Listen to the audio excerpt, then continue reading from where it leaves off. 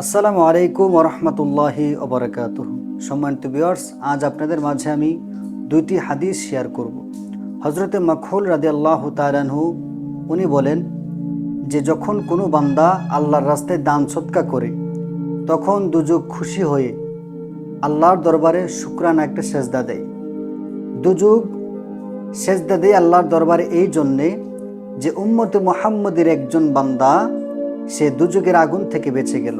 সুবহানাল্লাহ। অর্থাৎ যে ব্যক্তি আল্লাহর রাস্তায় দান সদকা করবে সে দুজকের আগুন থেকে বাঁচবে।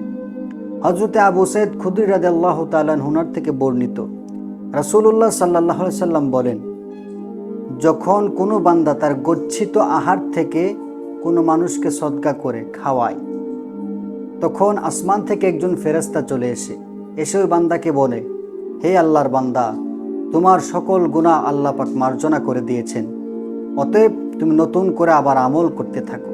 সুবহানাল্লাহ। কত ফজিলত এই দান সৎকার রয়েছে।